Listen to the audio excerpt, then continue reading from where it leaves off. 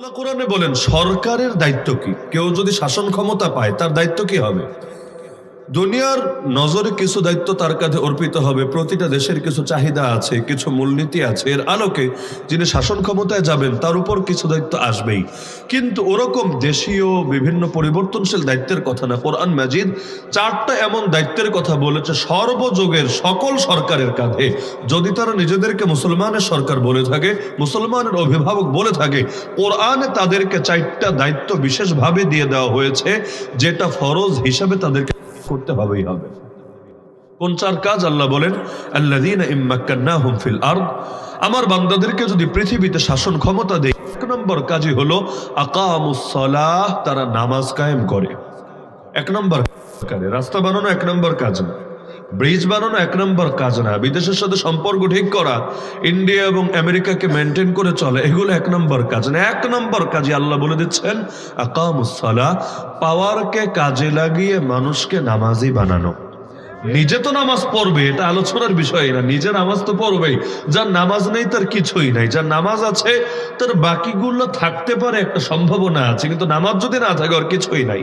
যেমন ওমর রাদিয়াল্লাহু তাআলা আনহু, তিনি তার রাষ্ট্রের প্রতিটা প্রদেশের গভর্নর যারা, ওই সময় প্রদেশ সামলাতে গভর্নররা, এখন যেমন ধরেন ইন্ডিয়াতে মুখ্যমন্ত্রীদের যে টাইপের একটা মর্যাদা, ওই সময় গভর্নরদের ধরেন এর চাইতে আরো বড় মর্যাদা। তিনি প্রতিটা গভর্নরের কাছে এই মর্মে চিঠি লিখে পাঠালেন, শোনো, কাতাবা উমর ইলা উম্মালিহি ইন্না আহাম্মা উমুরিকুম ইনদি আস-সালাহ, মান হাফিজাহা ওয়া হাফাযা আলাইহা হাফিযা দীনাহু ওয়া মান দাইয়াহা ফাহুয়া লিমা সিওয়াহা আদিয়াউ। তোমাদের যত দায়িত্ব আছে, যত ডিউটি আছে, এর মধ্যে আমি ওমরের কাছে সর্বপ্রধান সবচাইতে গুরুত্বপূর্ণ দায়িত্বের নাম নামাজ। যে নামাজকে হেফাজত করবে এবং এর ব্যাপারে যত্নবান থাকবে, সে বাকি দিনকেও হেফাজত করবে, আর যে নামাজকে বরবাদ করবে সে বাকিগুলোকে আরো বেশি বরবাদ করবে। এজন্য সবচাইতে বড় চোর হাদিসে বলা হয়েছে কাকে? যে মাহফিলে আইফোন চুরি করে তাকে না, বরঞ্চ যে নামাজে চুরি করে। কেন? আল্লাহর সঙ্গেই যে সৎ না, সে বান্দার সঙ্গে সৎ হবে আপনি আশা করেন কিভাবে? যে আল্লাহরই ফাঁকি দিতে চায়, ও অন্যদেরকে ফাঁকি দেবে না, এটা মাথায় আসে কিভাবে? যতই পুলিশ বাড়ান, যতই বিচার বিভাগকে ঢেলে সাজান, মানুষের দিলে যদি আল্লাহর ভয় ঢুকাতে না পারেন, ওই দেশকে কিছুতেই শান্তির দেশে পরিণত করা সম্ভবই না। কিয়ামতের একটা আলামত হলো পুলিশ বেড়ে যাবে। আল্লাহ রাসূল বলেছেন তাকসুরু শুরতা, পুলিশ বেড়ে যাবে কিয়ামতের আলামত। আচ্ছা কেন পুলিশ বাড়া কিয়ামতের আলামত কেন? যারা পুলিশে চাকরি করে এরা তো শুনলেও কেঁপে উঠবে, হুজুর কি বললেন এটা? আমরাই কিয়ামতের আলামত? হ্যাঁ, পুলিশ বাড়া কিয়ামতের আলামত হবে এই কারণে, পুলিশ কখন বাড়ানো লাগে? দেশের সবাই জামানার হাসান বসরি হয়ে গেলে, তাই না? সবাই ভালো মানুষ, একজনেরও কোনো পাপ নাই, কোনো অপরাধ নাই, পুরো দেশে সবাই আলিফের মতো সোজা, তখন তো পুলিশ বাড়ানো লাগে নাকি? নাকি উল্টা? যদি দেশের মধ্যে অন্যায়কারী বেড়ে যায়, পাপিষ্ঠ বেড়ে যায়, অপরাধী বেড়ে যায়, পুলিশও বাড়াতে হয়, স্বাভাবিক ব্যাপার।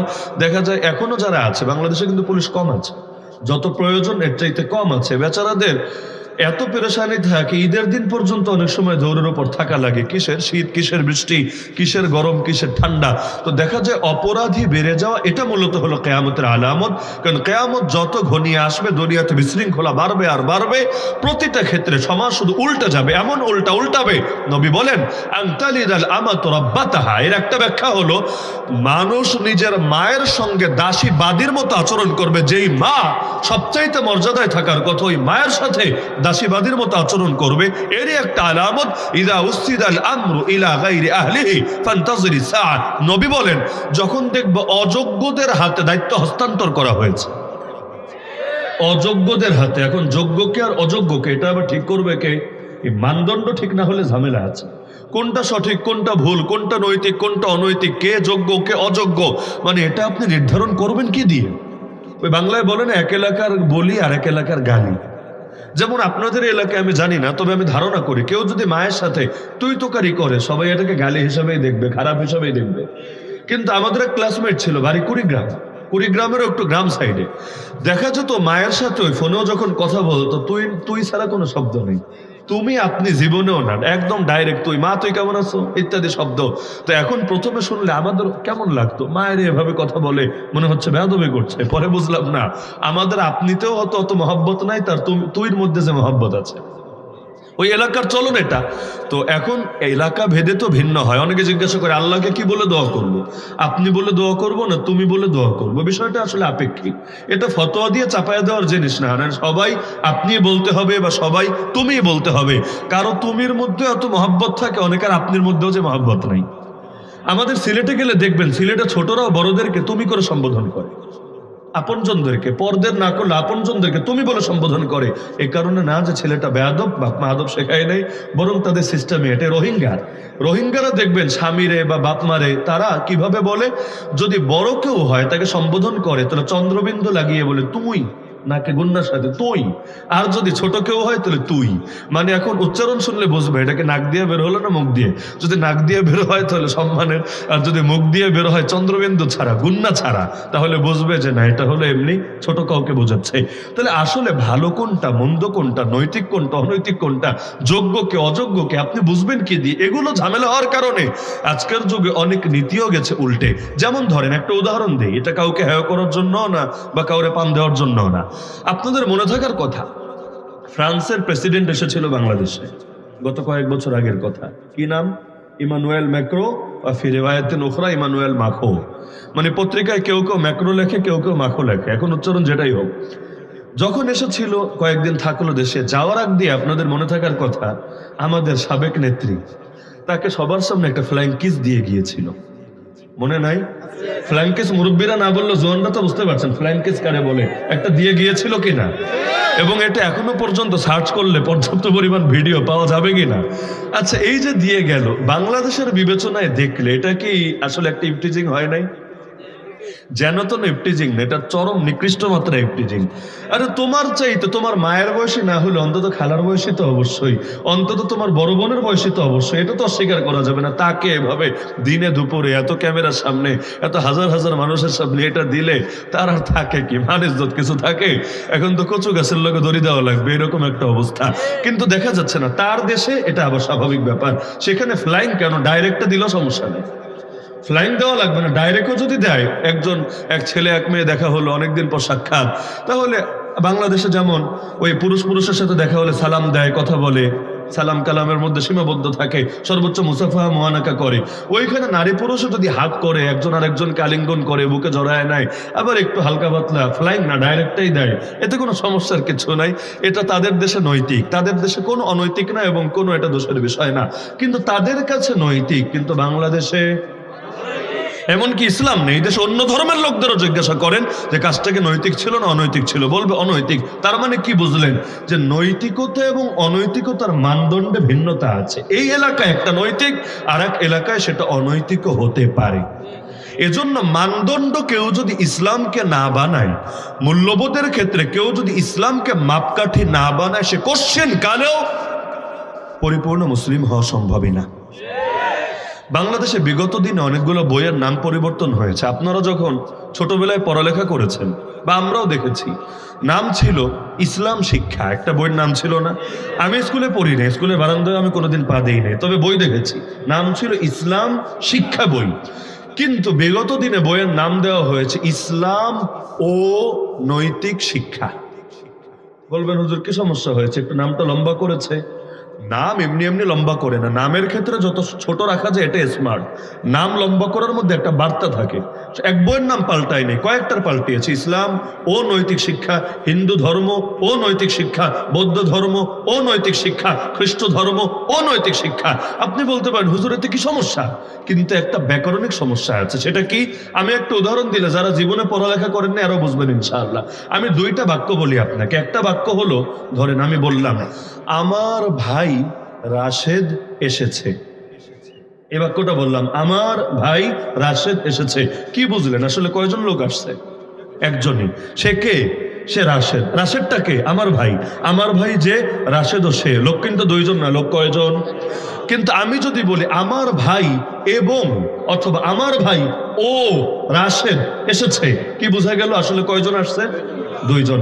আমার ভাইকে আলাদা, আমি তার নামটা বলি নাই। আর রাশেদকে এইটাও আমি এখানে বলি নাই। হতে পারে আমার আপনজন, হতে পারে অচেনা কেউ।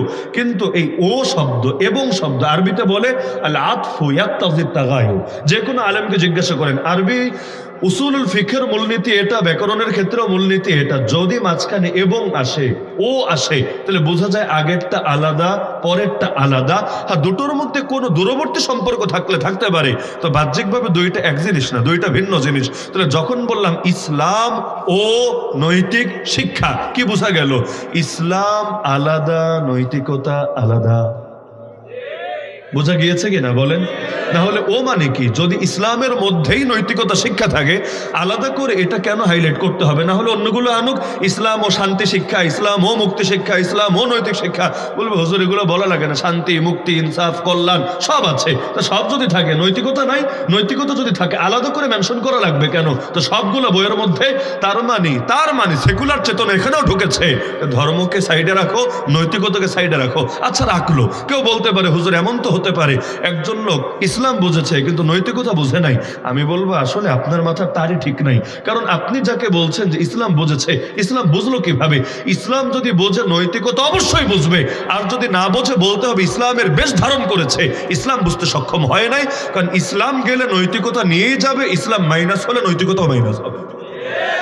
এখন যদি আলাদা করি তাহলে প্রশ্নই আসবে নৈতিকতা তাহলে কোনটা, এর মানদণ্ড কি? আমেরিকা যা বলে সেটা নৈতিক, নাকি ইন্ডিয়া যা বলে সেটা নৈতিক? ইসরায়েলে যা চলে সেটা নৈতিক, নাকি চায়না রাশিয়া যা চলে সেটা নৈতিক? এই দেশে অমুক দলের কাছে যা চলে সেটা নৈতিক, নাকি এই দলের কাছে যা চলে সেটা নৈতিক? নৈতিকতার মানদণ্ড কি হবে? মুসলমান তো বলবে নৈতিকতার মানদণ্ড আল্লাহর কালাম হবে, নবীজির সুন্নাহ হবে, লা ইলাহা ইল্লাল্লাহ মুহাম্মাদুর রাসূলুল্লাহ, তাওহীদের কালেমা হবে। যেটাই আল্লাহ এবং তার রাসূলের মূলনীতিতে উত্তীর্ণ হবে নৈতিক হবে, যেটা উত্তীর্ণ হবে না অনৈতিক হবে। যেমন একটা উদাহরণ দিলে আরো ক্লিয়ার হবে। বাংলাদেশে কেউ ইসলাম ত্যাগ করা এটা তো কোনো দোষের বিষয় না, স্বাধীনতা দিয়ে রেখেছে, যে যা মনে চায় মানতে পারে। এবং কেউ কেউ তো এমন গাঁজাখুরি ফতোয়া প্রচার করে, প্রত্যেকে স্ব ধর্ম বিশ্বাস অনুসারে স্বর্গে যাবে অথবা নরকে যাবে। বিশ্বাস একটা থাকলেই হলো, স্ব ধর্ম বিশ্বাস অনুসারে স্বর্গে যাবে অথবা নরকে যাবে। এরা আবার জান্নাত জাহান্নাম শব্দ বলে না। কিছু সুশীল আছে, ওদের শব্দ নিয়ে অ্যালার্জি আছে। যেমন ওরা বলবে না জিহাদ, বলবে সংগ্রাম। ওরা বলবে না আল্লাহ, ওরা বলবে সৃষ্টিকর্তা। শুরু করিতেছে সৃষ্টিকর্তার নামে, কেন আল্লাহ বলতে শরম করে? বুঝেন নাই? সৃষ্টিকর্তা কেন বলছে, আল্লাহ কেন বলছো না? কারণ যাতে অন্যরাও খুশি থাকে, যারা আল্লাহ মানে না ওরাও খুশি থাকে। কারণ অনেকে আছে আল্লাহ শব্দ সইতে পারে না, সৃষ্টিকর্তা শব্দ নিয়ে তাদের ভেতরে চেতনা কাজ করে। শব্দের রাজনীতিও বড় কঠিন রাজনীতি। এই শব্দের ভেতর দিয়েও কার ইমান কোন লেভেলে এটা বোঝা যায়। ইমানের লেভেল শব্দের ভেতর দিয়ে চেনা যায়। তাহলে দেখা যাচ্ছে এই যে শব্দ প্রয়োগের ভেতর দিয়ে একটা আদর্শ ধরেন বেরিয়ে আসছে।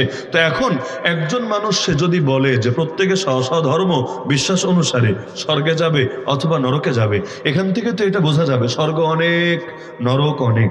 আচ্ছা, কিছু স্বর্গের মালিক হয়তো আল্লাহ, কিছুর মালিক হয়তো ঈশ্বর, কিছুর ভগবান, কিছুর অন্যের দেবতা। একইভাবে নরক, কিছুর মালিক আল্লাহ, আর ফ্ল্যাট এখানে অন্যরাও বুকিং দিয়ে রেখেছে, কিছু আছে অমুকের, কিছু তমুকের। আচ্ছা, এখন কি হবে? আপনারা যারা মুসলমান আল্লাহকে মেনেছেন, আল্লাহ নিয়ে আপনাদেরকে স্বর্গে ঢুকাতে চাচ্ছে, জান্নাতে দিতে চাচ্ছে আর কি। কিন্তু আপনারা তো আবার দেবদেবীরা মানেন নাই, তাহলে দেবদেবী আপনাদেরকে ধরে নরকে ফেলে দিতে চাচ্ছে। আবার আল্লাহকে যারা মানে নাই, আল্লাহ তাদেরকে জাহান্নামে ঢুকাতে যাচ্ছে। কিন্তু ওরা তো আবার অন্য কোনো দেবদেবীরে মেনেছে, ওরা আবার এদেরকে স্বর্গে নিয়ে যেতে যাচ্ছে। কি অবস্থা হবে? এক লোকের নিয়ে তো কয়েকদিকে টানাটানি লাগবে। দেশে দুই সরকার থাকে না, সরকার একটাই থাকে। দেহে দুই মাথা থাকে না, মাথা একটাই থাকে। কারণ দুই মাথা হলে কোন মাথার কমান্ড শরীর নিবে? মাথা একটা, ব্যাস। হাত দুইটা হলো সমস্যা নাই, পা দুইটা হলো সমস্যা নেই, কমান্ড তো এক, চেইন অফ কমান্ড ঠিক থাকবে। দেশে যদি সরকার দুইটা হয়, আরে সরকার দুইটা লাগে না, এমনি তো যদি বিরোধী দল শক্তিশালী থাকে আর ঠেলায় সরকার বাঁচে না। দেখেন না, পিয়ার পদ্ধতি, আনুপাতিক পদ্ধতি নির্বাচন হবে, এটা নিয়ে সবচাইতে বেশি ভয় কেন? না না না, তাহলে অনেক লোক সংসদে চলে আসবে, আমরা স্বাধীনভাবে আমাদের আদর্শ বাস্তবায়ন করব কিভাবে? লোক যদি অন্য পক্ষের বাড়ে, আমাদের তো শক্তি কমবে। এজন্য বেশি থেকে বেশি আমাদের থাকলে ভালো হবে। ৭২ সংবিধান বাদ দেওয়া যাবে না। কেন? এটার মধ্যে অনেক ক্ষমতা দেওয়া আছে আমাদেরকে। এখন যদি ক্ষমতা সীমিত হয়ে যায়, তাহলে তো সব কিছুই ভেস্তে যাবে। তো সব কিছুর মূলে একটা ক্ষমতার ব্যাপার স্যাপার থাকে কি না? থাকে। এটা আপনার ঘরেও থাকে। আপনার ঘরেও আপনি চান আপনার কথাই চূড়ান্ত, আপনার উপরে কেউ নাক না গলা, কেউ আপনার উপর বড় কথা না বলুক, এইরকম একটা মানসিকতা সবার ভেতরে আছে। তো এখন দুনিয়াতেই যদি এক দেশে দুই সরকার না চলে, তাহলে এক নিয়ন্ত্রণে যদি দুইজন চলে আসে, আল্লাহ চাচ্ছে জান্নাতে দিতে, আরেকজন চাচ্ছে জাহান্নামে নিতে, অথবা আল্লাহ চাচ্ছে জাহান্নামে দিতে, আরেকজন চাচ্ছে জান্নাতে নিতে, আপনারে তো টানা হেঁচড়ার এমন অবস্থা হবে, আপনি কয়েক টুকরা হয়ে অর্ধেক যাবেন এদিকে, অর্ধেক যাবেন সেদিকে। না কপালে জান্নাত জুটবে না জাহান্নাম জুটবে। বাংলাদেশে একবার হয়েছিল, এয়ারপোর্টে এক লোক এসে নেমেছে, বিদেশে থাকতো, অনেক বছর পর এসেছে। এখন 4 মহিলা এসে হাজির তার রিসিভ করার জন্য। একজন দুজন না, কয়জন? 4 জন। এবং প্রত্যেকের দাবি হলো যে সে তার বিবাহিত স্ত্রী এবং একমাত্র স্ত্রী, দ্বিতীয় কেউ নাই, মাসনা সুলাসা রুবা কিছু নাই, একমাত্র স্ত্রী। প্রত্যেকের দাবি যে আমার স্বামী সে দ্বিতীয় কাউকে বিয়ে করেনি, আমি তার একমাত্র বিয়ে করবো। ব্যাস 4 জন মিলে দাবি করছে এবং কেউ দাবি থেকে সরবে না, সবাই এক দফা এক দাবি, স্বামী তুই কই যাবি, ব্যাস আর কোনো এখানে কথাবার্তা নাই। এখন স্বামীরা নিয়ে লাস্টে কি হবে, যখন স্বামী নিজেও কনফিউজ, মানে কি রেখে কি করবে, তার মতি গতিতেই বোঝা যাচ্ছে ডাল মে কুছ কালা হ্যায়। এখন বেচারা কাউরে যে খুশি করবে, কাউরে বেজার করবে, হয়তো চেয়েছিল আগে ফোন টোন দিয়ে কোনোভাবে মিটমাট করবে, 2 দিন এখানে, 5 দিন ওখানে, 10 দিন ওখানে, কিন্তু এখন সবই তো সামনে, আব কে হোগা।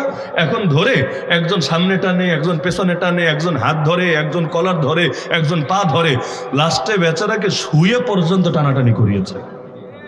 আনসার সদস্য, পুলিশ সদস্যরা এসে তারপর গিয়ে তার থানায় নিয়ে গিয়ে মিটমাট করতে হয়েছে যে দিন শেষে তুই কার বাসায় যাবি, তুই কার মন খুশি করবি। তাহলে যেখানে চারদিকে টানাটানি হলে দুনিয়া এক মানুষই যাওয়ার জায়গা খুঁজে পায় না, ঘরেও যাওয়া হয় না, তাহলে থানায় নিয়ে যেতে হয়। তো সেখানে যদি ওই জায়গায় টানাটানি হয়, অবস্থা কি হবে? এজন্যই কোরআনে আল্লাহ নিজেই যুক্তি দিয়েছেন, আল্লাহ যুক্তি দিয়েছেন, লাউ কানা ফীহিমা আলিহাতুন ইল্লাল্লাহ লাফাসাদাতা। এক আল্লাহ ছাড়া দ্বিতীয় কোন মাবুদ যদি থাকতো আসমান এবং জমিনে, না আসমান থাকতো না জমিন থাকতো, সব বরবাদ হয়ে, ধ্বংস হয়ে বরবাদ হয়ে যেত। কেন? কারণ আসমান কার কমান শুনবে, জমিন কার কমান শুনবে? একজন বলবে বৃষ্টি দে, আরেকজন বলবে রোদ দে, একজন বলবে আমার এই বান্দারে ছায়া দে, আরেকজন বলবে তার উপরে ঠাডা দে। তো দিন শেষে কি হবে, মানে কয় কমান নিবে? লাস্টে তো কনফিউজড হয়ে দুইটার কোনোটাই না নিতে পেরে বরবাদ হবে। এজন্য জান্নাত কয়জনের নিয়ন্ত্রণে, জাহান্নাম কয়জনের নিয়ন্ত্রণে, সৃষ্টিকর্তা কয়জন, পরিচালক কয়জন, নিয়ন্ত্রণ কর্তা কয়জন? তো সুতরাং তার আদর্শ এবং তার দেওয়া দিন কয়টা? কোরআন সূরা আলে ইমরানে আল্লাহ নিজেই জানিয়েছেন, ইন্না দীনা ইনদাল্লাহিল ইসলাম, নিশ্চয়ই আল্লাহর নিকট একমাত্র দ্বীনের নাম হলো ইসলাম। এটা কোরআনের আয়াত, কোন হাদিস বলে নেই। বলবেন হুজুর সহি না জয়ীফ? সহি জয়ীফের কোনো প্রশ্ন নেই, কোরআনের আয়াত। যে মানবে মুসলমান, যে মানবে না বেঈমান। এটা কোনো মোল্লার ফতোয়া না যে মনে চাইলে ইখতিলাফ করলাম, মাযহাবি, মাসলাকি, মানহাজি, মাশরাবি বিভিন্ন ইস্যু টেনে যে এটার সাথে আমি একমত, এটার সাথে আমি দ্বিমত। আরে কোরআনের আয়াত, ইন্না দীনা ইনদাল্লাহিল ইসলাম, নিশ্চয় আল্লাহর কাছে একমাত্র দ্বীনের নাম কি? ওয়া মান ইয়াবতাগি গায়রাল ইসলামি দীনান ফালান ইউকবালা মিন। একই কোরআনে, একই সূরার ভেতরে, একই পারার ভেতরে, সর্বশেষ পৃষ্ঠা 3 নম্বর পারার আল্লাহ জানাচ্ছেন সূরা আলে ইমরানে, যে ব্যক্তি ইসলাম ছাড়া অন্য কোনো দ্বীন খুঁজবে, গ্রহণ করবে কি করবে না লাভ পরে, ইসলাম ছাড়া অন্য কোন দিন তালাশ করবে, অন্য কোন দিনের পেছনে পড়বে, ফালাই ইউকবালা মিন, কোশ্চিন কালেও তার থেকে সেটা কবুল হবে না। ওয়া হুয়া ফিল আখিরাতি মিনাল খাসিরিন, আখিরাতে সে চির ক্ষতিগ্রস্তদের অন্তর্ভুক্ত হবে। এজন্য ইসলামের মূল কথাই হলো একত্ববাদ নাকি বহুত্ববাদ। এখন তো বাংলাদেশের নতুন সংবিধান যেটা প্রস্তাবিত, এখানেও প্রস্তাব দেওয়া হয়েছে সংবিধান থেকে ধর্মনিরপেক্ষতা বাদ দেন আর সমাজতন্ত্র বাদ দেন। আচ্ছা মাশাআল্লাহ, মারহাবা, নেক্সট। এরপর বহুত্ববাদ ঢুকায় দেন। মানে কি? মানে হইলো বৃষ্টি পড়ছে তো পালান পালান গিয়া ঝর্ণার নিচে দাঁড়ান, ফাররা মিনাল মাতার ওয়া কামা তাহতাল মিজা, বৃষ্টির নিচে থাকেন না, ভিজে যাবেন, কি করবেন? ঝর্ণার নিচে গিয়ে দাঁড়ান, তাহলে আর শরীর ভিজবে না। এ আজিব তামাশা। ধর্মনিরপেক্ষতাবাদ বাদ দেন, সমাজতন্ত্র বাদ দেন, সবাই খুশি হয়েছিল, সবাই, বিশেষ করে হুজুররা যারা আছে খুব খুশি। যাক মাশাআল্লাহ, আসলেই নতুন বাংলাদেশ হতে যাচ্ছে, আসলেই পরিবর্তন হতে যাচ্ছে। পরে যখন দেখলো বহুত্ববাদ আসতে যাচ্ছে, এটা আবার কি জিনিস, এমনকি কোঠা বেড়ে যাচ্ছে, কোঠা প্রস্তাবনায় আছে, আর কি পাস হবে কি হবে না সেটা পরের আলাপ, তো প্রস্তাবনায় আছে কোঠা বেড়ে যাচ্ছে। কি? নারীদের জন্য ছিল সংরক্ষিত 50 কোঠা, আগামী দিনে সেটা যেন করা হয় 100 কোঠা। হাফ সেঞ্চুরি থেকে সেঞ্চুরি যাতে পরিপূর্ণ করা হয়, কত গলার হাফ সেঞ্চুরি নিয়ে থাকবে। 300 জন নির্বাচিত হয়ে আসবে আর 100 জন মাগনা মাগনা চলে আসবে। কেন? কারণ লেডিস ফার্স্ট, তারা নারী, এজন্য তাদেরকে এগিয়ে রাখতে হবে, তাদের ভোটাভুটি লাগবে না। আচ্ছা, তো ভালো কথা, তো 100 জন নারী থাকবে, বাকি 300 জন তো পুরুষ। না না হুজুর, ওই 300 আসনে তো সবাই লড়াই করবে, সেখানে পাবলিক যারা মনে চায় তারে আগায় দিবে, যদি রাতের বেলা ভোট না হয় আর কি। আর যদি এমন হয় যে ঘুম থেকে ওঠার আগে কাম হয়ে গেছে, শুভ কাজে দেরি করতে নাই, বাংলায় বলে শুভ কাজে দেরি করতে নাই, আর শেষ রাতে নাকি আল্লাহ দুনিয়ার নিকটবর্তী আসমানে চলে এসে বান্দাকে ডাকে, বান্দা তোর কি লাগবে বল। তো কিছু লোক চিন্তা করে শুভ টাইমে শুভ কাজ যদি করা যায় আল্লাহ তাআলা রাজি হবেন, আল্লাহ তাআলা খুশি হবেন। এমনকি মরা মানুষও এসে কাজ সাইরা দিয়ে যায়। কতজন আফসোস করে, হুজুর দাদা আসলো তো আসলো, নির্বাচন কেন্দ্রে এসে ভোটটা দিয়ে গেল, আমরা কি পাপ করলাম, এখন হুজুর দেখা দিয়ে গেল না? অন্তত একবার দেখা দিয়ে যেত আমাদেরকে, কিন্তু কি পাপ করলাম, আমাদের দেখা দিল না, ওখানে এসে ভোটটা দিয়ে সুন্দর মতো চলে গেল। তো এগুলো যদি না হয়, বাস্তবে যদি পাবলিকে ভোট দেয়, তাহলে পাবলিক যেখানে যেখানে ভোট দিবে, যারা জনপ্রতিনিধি হওয়ার জন্য, নেতা হওয়ার জন্য, এমপি হওয়ার জন্য দাঁড়াবে, সেখানে পুরুষও দাঁড়ায়, নারীও দাঁড়ায়, হিজড়াও দাঁড়ায়। বিগত দিনে হিজড়া চেয়ারম্যান হয় নাই তো? আগেই যদি চেয়ারম্যান এই ধাপ সম্পন্ন করে ফেলে, আগামী দিনে এমপি হওয়ার চেষ্টা চালাবে না? কে বলেছে? হতেই পারে। আর এরকম একজন দাঁড়ালে প্রথম আলো আছে তার পাশে, ডেইলি স্টার আছে তার পাশে, আরো যত ফাজিল মিডিয়া, আরে আপনার পাশে থাকবা না থাক, মাগনা মাগনা ওদের পাশে থাকবে। বিবিসি, সিএনএন, রয়টার্স, এপি, ওরা পর্যন্ত বিনামূল্যে প্রচারণা চালাবে। তো দেখা গেল যে 300-র মধ্যে 300 জনের 300 জনও মহিলা হতে পারে, এর মধ্যে 250 জনও মহিলা হতে পারে, 150 জনও হতে পারে। এগুলো সবার জন্য কমন, কিন্তু আলাদা করে কোঠা লাগবে। অদ্ভুত ব্যাপার, মুক্তিযোদ্ধা কোঠার বিরুদ্ধে আন্দোলন করে দেশ মুক্ত করে এখন আবার নারীদেরকে আলাদা কোঠা দিতে হবে। কেন? তারা নারীদের পক্ষে কথা বলবে, কোঠা যদি না থাকে কথা বলবে কিভাবে? তাহলে ধর্মীয় প্রতিনিধিদের কোঠা দাও না কোন যুক্তিতে? নারীর যদি নারীদের পক্ষে কথা বলা লাগে, আমাদেরকে আমাদের পক্ষে কথা বলা লাগবে না? এই দেশে সবচাইতে বেশি অবহেলিত তো এই ওলামায়ে কেরাম। একথা বলতে কোনো দ্বিধা নেই, সবচাইতে বেশি অবহেলিত। আপনি একটু হিসাব মিলান না, পুরো বাংলাদেশে যেই শ্রেণী, প্রতিটা শ্রেণী আলাদা আলাদা ভাগ করেন, আমি দায়িত্ববোধের সাথে বলছি, সবচাইতে কম আয়ের, কম ইনকামের মানুষ পাবেন 1 নম্বরে ওলামায়ে কেরাম। ব্যক্তিগতভাবে 2-1 জন থাকতে পারে, রেয়ার, যাদের হয়তো কোটি টাকা ইনকাম থাকতে পারে, গুটি কয়েক, যারা 100 কি 1 লাখ কি, মানে পুরো সংখ্যার মধ্যে হাতে গোনা কয়েকজন, বাকি সবই আপনি হিসাব করে দেখেন না, আপনার মাসে পকেট খরচ যত, মানে আপনার খরচ না, পকেটের খরচ আর কি, যত আপনার পকেট খরচের চাইতে অনেকের মোট ইনকাম কম। আচ্ছা, ইনকাম কম বাদ দিলাম, তাহলে ইজ্জত তো ভালো আছে না? ছিল এক সময়, হ্যাঁ আমরা দেখেছি ছোটবেলায়, আলহামদুলিল্লাহ, এমন একটা বাংলাদেশ আমরা দেখেছিলাম, এলাকার গুন্ডা মাস্তান পর্যন্ত মসজিদের ইমামকে দেখলে সম্মান দিত, হাতে কোনো বিড়ি সিগারেট থাকলে ফেলে দিয়ে পা দিয়ে পিছে ফেলতো। কিন্তু এমনকি বেপরদা নারী পর্যন্ত হুজুর আসতে দেখলে আস্তে করে মাথার উপর ওড়না দিয়ে আড়ালে চলে যেত। দেখতে দেখতে কয়েকটা বছরের মধ্যে এমন পরিবর্তন হওয়া হলো, এখন আলেমের গায়ে হাত তুলতে পর্যন্ত বুক কাঁপে না, আলেমের হাতে হ্যান্ডকাপ লাগিয়ে বছরের পর বছর কারাগারে ফেলে নিয়ে রাখলে পর্যন্ত বুকটা কাঁপে না। আরে কত আলেম লাশ হয়ে বের হয়েছে কারাগার থেকে। আরে শুধু 1-2 জন না, আমাদের চোখের সামনে, যেমন নারায়ণগঞ্জের এক আলেম ছিলেন মাওলানা ইকবাল, 2021-এ গণগ্রেফতারির সময় আমাদের সঙ্গে গ্রেফতার হয়েছেন। আল্লাহর বান্দা খালি ওদের পা ধরা বাকি রেখেছেন। একে তো আগ থেকে অসুস্থ, হাই প্রেশারের রোগী, ডায়াবেটিসের সমস্যা, বহু রোগ, এর মধ্যে এত নির্যাতন করেছে, এখন তো জরুরি ভিত্তিতে চিকিৎসা করা দরকার। ঢাকা কেন্দ্রীয় কারাগারে ঢুকছিলেন, তিনি তাদেরকে বারবার বলছিলেন, চিকিৎসা যদি নাও দেন, অন্তত ফ্যামিলি যে বারবার এসে ওষুধ পৌঁছানোর চেষ্টা করছে, ওষুধগুলো ভেতরে ঢুকায় দেন। তাদের একই কথা, এখন করোনার টাইম, ফ্যামিলির সাথে সাক্ষাৎ চলবে না, বাইরের কোনো জিনিস ভেতরে ঢুকতেও দেওয়া হবে না। যদিও নিয়মিত বিড়ি সিগারেট থেকে শুরু করে গাঞ্জা, ইয়াবা, ফেন্সিডিল সবই জেলে ঢোকে। জেল তো স্বর্গরাজ্য মাদকের জন্য, টাকা থাকলে সবই চলে, তাহলে সবই ঢুকবে। তার ওষুধগুলো ঢুকতে দেওয়া হয় নাই, তাকে চিকিৎসাও দেওয়া হয় নাই করোনার অজুহাতে। অবশেষে আমাদের চোখের সামনে আল্লাহর বান্দা কাতরাতে কাতরাতে শেষ নিঃশ্বাস ত্যাগ করে লাশ হয়ে বের হয়েছে। আজও পর্যন্ত তার নামটাও কেউ মুখে আনে না, কেউ সরি বলারও কোনো গরজ অনুভব করে না। অথচ আলেমের প্রাণের দাম নাই, এখানে তোমার প্রাণের দাম আছে। আল্লাহর কাছে কি জবাব দিবে কিয়ামতের ময়দানে, যখন সে থাকবে বাদীর কাঠগড়ায়, তোমাকে দাঁড় করানো হবে বিবাদের কাঠগড়ায়। মাজলুমের বদদুয়া আল্লাহ সব মাফ করলেও মাজলুমের বদদুয়া আল্লাহ মিস করে। ইত্তাকি দাওয়াতাল মাজলুম ফাইন্নাহু লাইসা বাইনাহু ওয়া বাইনাল্লাহি হিজাব। আমি আজও মনে করি, যত আন্দোলন সংগ্রামের কথা বলেন, আমি আজও মনে করি ওলামায়ে কেরামের যে বদদুয়াগুলো ওদের উপর গিয়ে পড়েছে, বিশেষ করে কারাগারে গভীর রাতে আমরা যে বদদোয়াগুলো শুনতাম, অন্য টাইমের সব বাদ দেন, রাত 2টা 3টা 3:30 4টা এরকম টাইমে বুড়া বুড়া আলেম যাদের কেউ আমাদের বাপের বয়সী, ওই শেষ রাতে উঠে জায়নামাজ বিছিয়ে তাহাজ্জুদ পরে হাত দুটো তুলে যখন চিৎকার একটা দিত আল্লাহ, ওই শব্দগুলো শুনলেই কলিজায় মোচড় দিয়ে উঠতো, আর তখনই দিল সাক্ষ্য দিত এই বদদোয়া যার উপর পড়বে এর লোড নেওয়ার ক্ষমতা তার কিছুতেই থাকবে না। এখনো মনে করি মাজলুমের চোখের পানি, শহীদদের রক্ত আর ওলামায়ে কেরামের উপর যে জুলুম হয়েছে এগুলোই তাদের উপর এই কঠিন পরিণতি নিয়ে এসেছে। লোকে তো বহুত মাস্টারমাইন্ড খুঁজে, আমি আসল মাস্টারমাইন্ড বলে আল্লাহ রাব্বুল আলামিনকে। দুনিয়ার কেউ মাস্টারমাইন্ড না, মানুষ তো ওসিলা। আল্লাহ যখন যাকে ইচ্ছে ওসিলা বানাতে পারেন। কখনো ল্যাংরা মশাকে ওসিলা বানিয়েছেন, কখনো আল্লাহ আবাবিল ঝাঁকে ঝাঁকে আসা পাখিকে ওসিলা বানিয়েছিলেন।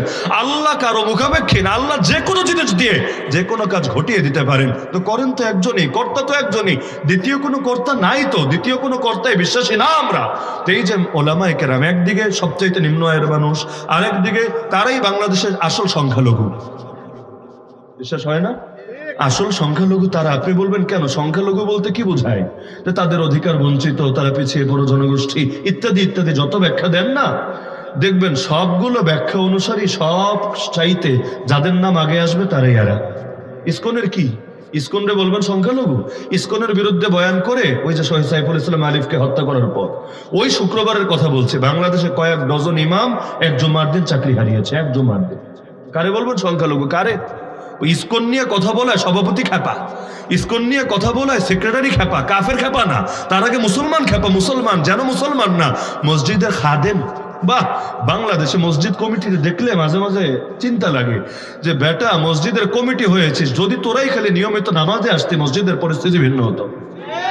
তো নামাজে আসুক না আসুক, জুমার দিন কিভাবে হুজুরের সাইজে রাখা যায়, কিভাবে হুজুরের জবানে তালা লাগায় রাখা যায়, মানে কেন যেন মসজিদ কমিটির দায়িত্ব নামাজ পড়া না, মসজিদ কমিটির দায়িত্ব হুজুরে আলিফের মতো সোজা রাখা, আর হুজুরে নিজেদের আদর্শের পক্ষে পরিচালিত করার চেষ্টা চালানো। এমনকি দোয়ায় পর্যন্তই ফাইজলামি চলে। দোয়া মনিটরিং হয় না, কার পক্ষে দোয়া করলেন, কোন সুরে করলেন, কার পক্ষে আবেগ, কার পক্ষে আপনার অন্য কিছু আছে, এগুলো দেখে এই সকালে আছে বিকালে নাই। নদীর পাড়ের বাড়ির যেমন স্থিরতা নাই, এই আছে এই নাই, একইভাবে আপনার গাভীন গাই যেগুলো আছে বাচ্চা দেবে মানে ডেলিভারি আসন্ন, কোন সময় যে বাচ্চা দেবে কোনো ঠিক ঠিকানা নাই। মসজিদের ইমাম সাহেবদের হলো এই অবস্থা, এই আছে তো এই নাই। দেখবেন অনেক মসজিদে আমি নিজে দেখেছি অল টাইম ব্যাগ একটা নিয়ে রেডি, বেশি মাল সামানও আনে না, ওই ব্যাগ একটা গোছানোই থাকে, মানে বাইরে যে কাপড় চোপড় আছে যে কোনো সময় যেতে পারে। জিজ্ঞাসা করলে বলবে যে কয় বছর ধরে আছেন, বলবে বেশি না 3-4 বছর হয়েছে। এই অবস্থা কেন? কি করব বলে, নেই আছে তো এই নাই। ওই কচু পাতার পানির তাও একটা স্থিরতা আছে, আমাদের খেদমতের তাও নাই। এগুলো হচ্ছে নাকি হচ্ছে না? তাহলে এদের পক্ষে কোটা কেন থাকবে না? কোটা যদি রাখো সবার জন্য রাখো, না রাখলে কারোর জন্য রাখো না। যুক্তির দাবি এটা, রাখলে শুধু ওলামার কথা আমি বলছি না, আরো যত শ্রেণী আছে তাদের পক্ষেও রাখো, আর না রাখলে কারো পক্ষে রাখো না। তো কেউ পাবে আর কেউ পাবে না। আর নারীদের আলাদা কোঠা লাগবে কেন? নারীরা কি দুর্বল নাকি রে ভাই? এতদিন না গর্ব করতা দেশের প্রধানমন্ত্রীও নারী, বিরোধী দলীয় নেত্রীও নারী, সংসদের স্পিকারও নারী, খালি জাতীয় মসজিদের খতিবপদটা বাকি। সুযোগ পেলে এখানেও দিত, তবে এখানে দিলে পাবলিক আবার একটু বেশি ঝামেলা করবে। নারীরা তো বহু আগায় গিয়েছে, ওই তুলনায় তো পুরুষরা পাচ্ছে না এদের সঙ্গে কোলাতে। আমরা কারাগারে কত কাশিমপুরে কত হতভাগা পুরুষকে দেখলাম, এরা খালি আফসোস করে হুজুর এই যে নারী নির্যাতনের মামলায় জেলে আসতে হলো, কবে এই দেশে পুরুষ নির্যাতনের আইন পাস হবে? মানে নারীরা হাতে নির্যাতিত। এবং জুলাই আন্দোলনের পর তারা ঢাকায় আন্দোলনও করেছে, মিছিল করেছে, এবং তারা বিভিন্ন সময় এটার পক্ষে এখন ওই কমিটিও কি করেছে, আমার দলের নাম মনে নাই, নতুন দল বানিয়েছে, সব নির্যাতিত পুরুষরা একসঙ্গে হয়েছে। এরা পুরুষ নির্যাতনের পক্ষে আইন চায়, এটার পক্ষে মামলা লড়তে চায়। কারণ এটা বাস্তবই এই দেশে আসলে অনেক পুরুষ নির্যাতিত হয়েছে। স্ত্রী হয়তো পরকীয়া করে বাধা দিতে চেয়েছে, উল্টা মামলা একটা খেয়েছে, অথবা মিছে মিছে তাকে যে কোনো কারণে ফাঁসিয়ে দেওয়া হয়েছে। তো দেখা যায় নারীরা তো এমনি আছে বহুত আগায়া। এরপর যদি তাদেরকে কোঠা দিয়ে 100টা কোঠা, 300 জন নির্বাচিত আর 100 জন, তাহলে কত পার্সেন্ট হয় হিসাব করেন। তাহলে এত যদি তাদেরকে দেওয়া লাগে, বাকিরা বসে বসে কি ললিপপ খাবে? তাদেরকেও দেওয়া হোক না, দিলে সবাইরা দাও, না দিলে কাউরে দিও না। তো কে বোঝাবে কাকে? সবচাইতে দুঃখের কথা হল এই জাতি কালেমাই ধরে রাখতে রাজি না সব ক্ষেত্রে। লা ইলাহা ইল্লাল্লাহ মসজিদে মানি এক আল্লাহর ইবাদত করব, এক আল্লাহর আনুগত্য করব। লা ইলাহা ইল্লাল্লাহ মাদ্রাসায় মাহফিলে মানে, খানকায় মানে, তবলিগে মানে, মার্কাজে মানে, তাসাউফে মানে, দাওয়াতে মানে। তো লা ইলাহা ইল্লাল্লাহ রাজনীতিতে মানে না, অর্থনীতিতে মানে না, বিচার আচারে মানে না, আইন কানুনে মানে না, শিক্ষা দীক্ষায় মানে না, সভ্যতায় মানে না, সংস্কৃতি মানে না, মানে ইবাদতের খোদা একজন, রাজনীতির খোদা যেন আরেকজন। এগুলো হয় নাকি হয় না? আজও পর্যন্ত যে ৭১ সংবিধান মাথার উপর চাপিয়ে দেওয়া আছে, এখানে লেখা সকল ক্ষমতার মালিক জনগণ। এই কথা বললে লা ইলাহা ইল্লাল্লাহ থাকে কিভাবে? আমারে বুঝান। আপনি পড়ালেখা করা লোক হওয়া লাগবে।